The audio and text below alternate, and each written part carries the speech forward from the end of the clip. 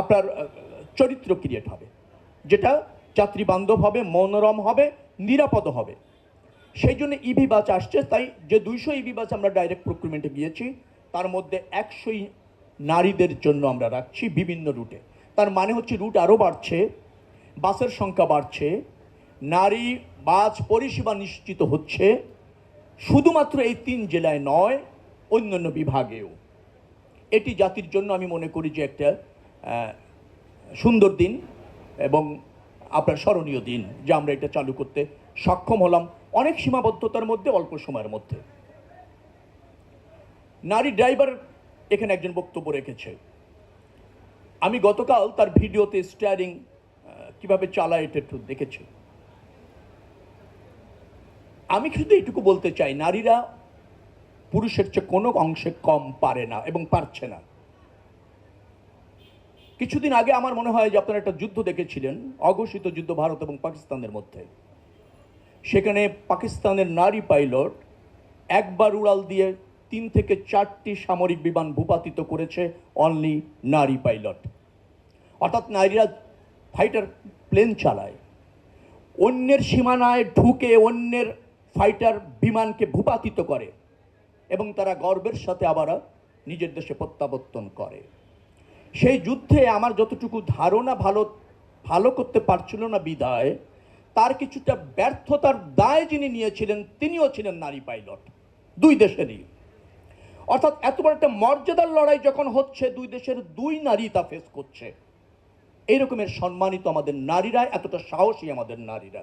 মুক্তিযুদ্ধে তারা জীবন দিয়েছে, খেতাব পেয়েছে। তখন তো আরো বেশি ব্যাকওয়ার্ড ছিলাম আমরা। আপনি যদি সেই 70-এর কথা বলেন, তখন নারীদের বাইরে আসা, নিজের মতো করে পেশা পছন্দ করা, সম্মুখ সমরে গিয়ে অস্ত্র ধরা কঠিন ছিল, করেছে তো আমাদের নারীরা। আর আমরা এখানে আজকে যারা সফল, এই স্টেজে দাঁড়িয়ে, তারাও কোনো না কোনো নারীর আদরের এবং কোনো না কোনো নারীর পৃষ্ঠপোষকতায়।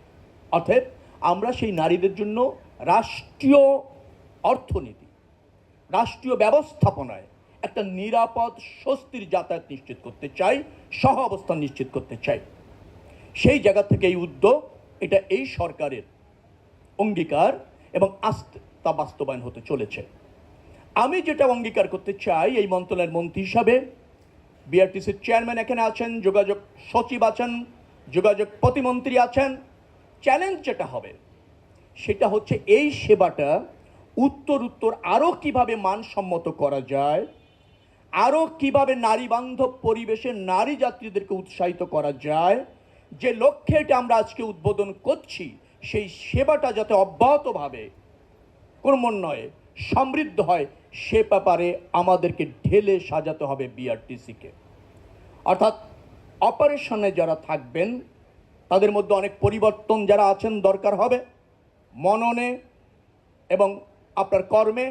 অ্যাট দ্য সেম টাইম যদি নারীদের জন্য এই যাত্রা বান্ধব বাস, স্পেশাল বাস, সেটা আমরাকে প্রতিষ্ঠিত করতে চাই।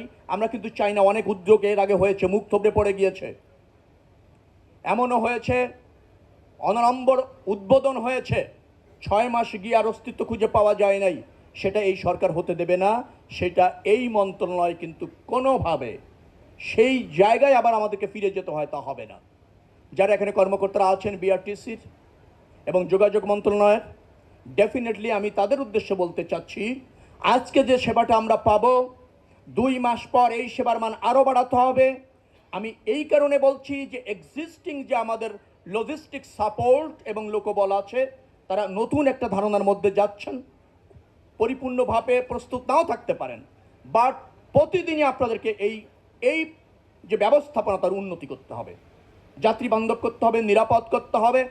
নারী যাত্রীরা যাতে সেখানে চড়তে এবং যাতায়াত করতে স্বাচ্ছন্দ্য বোধ করে, উৎসাহিত হয়, সেটি করতে হবে। তার জন্য যা যা করা দরকার সরকার করবে এবং আমার এই মন্ত্রণালয় দায়বদ্ধ থেকে করবে। এই কারণে বলছি, আমাদের প্রচুর সাংবাদিক বন্ধুরা এখানে আছেন, নিশ্চয়ই তারা আশা করেন যে এই উদ্যোগটা যাতে টেকসই হয়, উদ্যোগটা সময় উপযোগী এবং প্রয়োজনীয়।